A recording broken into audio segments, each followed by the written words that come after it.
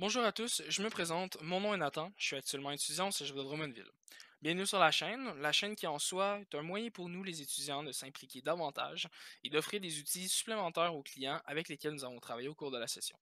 Dans cette vidéo, je parlerai de la publicité et plus précisément de celle faite sur Google, notamment appelée les Google Ads.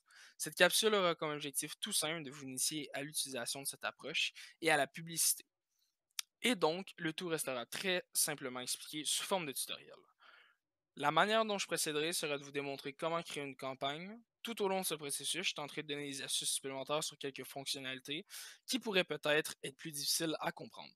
Donc, premièrement, la première étape, je vous invite tout simplement à vous rendre sur Google Ads. Vous pouvez l'écrire sur votre moteur de recherche, ainsi prendre le premier lien tout en haut. Une fois le tout fait, vous allez arriver exactement sur la page dont je me trouve.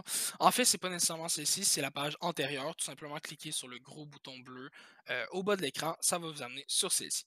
Donc, si nous commençons tout de suite, vous pouvez écrire le nom de votre entreprise que vous voulez promouvoir en fait à l'aide du service Google Ads.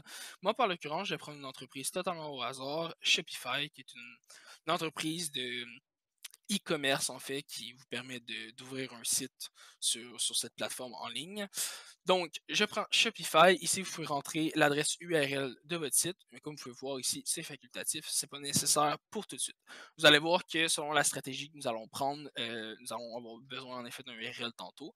Je vais tout simplement devoir le réécrire.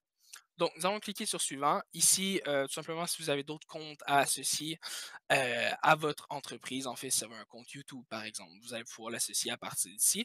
Mais nous, pour le bien de la cause, en fait, pour le bien de l'exemple, ça ne sera pas nécessaire. Donc, on peut faire tout simplement cliquer sur suivant. Ici, nous avons une page très importante, en fait, qui va déterminer tout le reste des actions qu'on va prendre. C'est-à-dire, nous allons déterminer l'objectif de la campagne. Donc, tout simplement, est-ce qu'on veut augmenter la notoriété de la marque, par exemple, ou est-ce qu'on voudrait mettre une page de l'avant, ou tout simplement, est-ce que on veut vendre davantage? Donc, ça va être vraiment de venir déterminer ses objectifs. Nous, ici, j'ai envie de dire, pour rester dans le très commun, dans le très simple, en fait, nous allons tout simplement prendre l'objectif de page vue, c'est-à-dire nous allons mettre de l'avant notre site Internet, nous allons mettre de l'avant notre page, étant donné qu'on veut augmenter l'activité, en fait, sur celle-ci. J'ai envie de dire, c'est une stratégie qui est notamment très populaire sous Google. C'est une stratégie qu'on voit beaucoup. N'importe quelle grosse entreprise relativement ou n'importe quelle entreprise en fait qui se permet, qui a les moyens puis qui veut augmenter sa notoriété sur son site, va utiliser ce moyen-là. Donc, vous allez voir très rapidement à quoi ça ressemble. Je vous invite à cliquer sur suivant pour accéder à la prochaine partie en fait de la création de la campagne. Une fois que vous arrivez ici, ils vont vous demander, évidemment, si vous vendez un certain produit ou des services, vous allez pouvoir ajouter des mots-clés, en fait, à thématique qui vont venir rejoindre un peu vos services. Donc, vous savez, vous connaissez votre entreprise, vous savez à peu près les mots-clés qui correspondent à votre type de produit ou votre type de service. Nous, par l'occurrence, Shopify est une plateforme en ligne et je vais tout simplement écrire e-commerce. Oh, e-commerce, qui est un très bon mot-clé en fait. Donc, lorsque les gens vont taper e-commerce, beaucoup plus de chances que ça va trigger, en fait, que ça va activer euh, la plateforme Google en fait, et ça va notifier ma publicité à moi en fait avant les autres, étant donné que moi j'ai le mot thème e-commerce.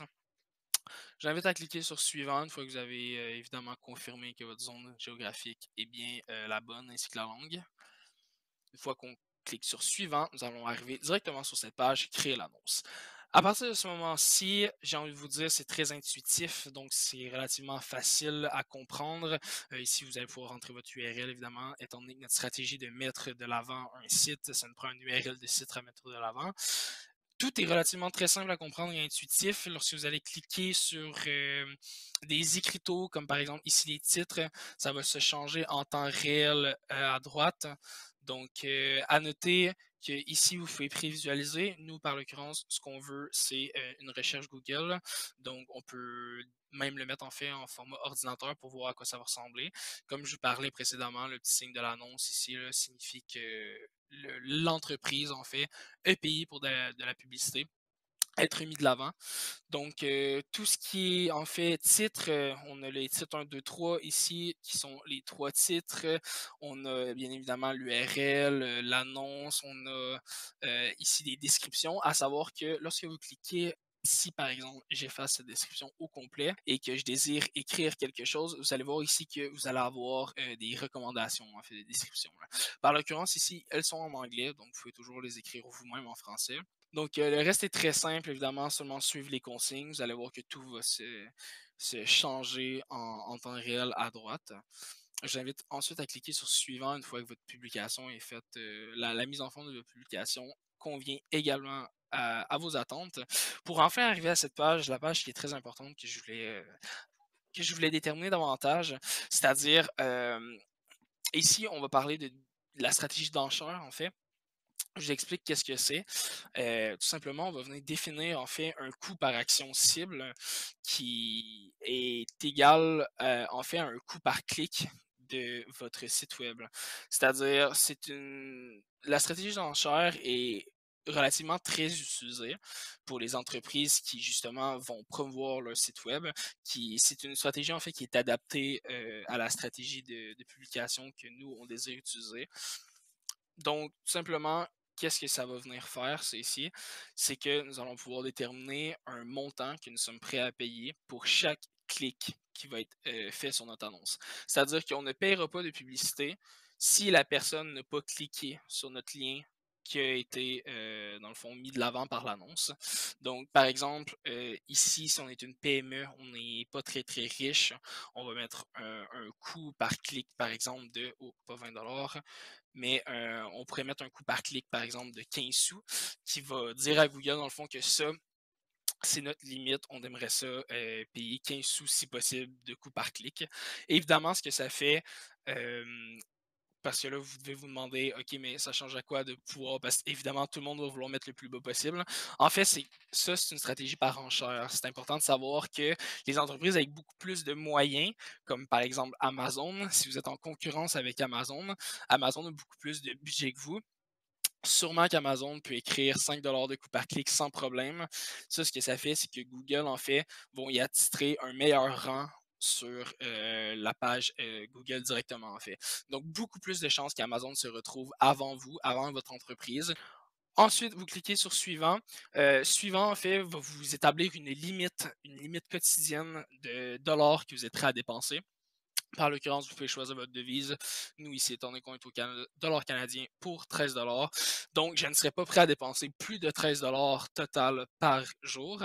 Donc, vous pouvez toujours faire 13 divisé par votre coût par clic, savoir ça équivaut à combien de personnes à peu près.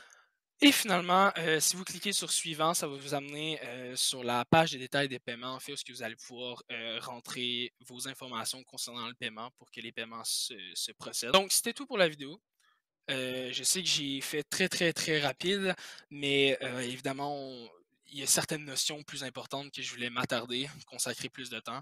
Donc, écoutez, n'oubliez pas de vous abonner à la chaîne. Je vous invite à laisser un commentaire également en dessous de la vidéo s'il y a quelques questions à laquelle vous aimeriez qu'on réponde. Et bien, tout simplement, si vous avez apprécié le contenu, vous pouvez toujours laisser un commentaire pour le notifier. Donc, je vous souhaite à la prochaine.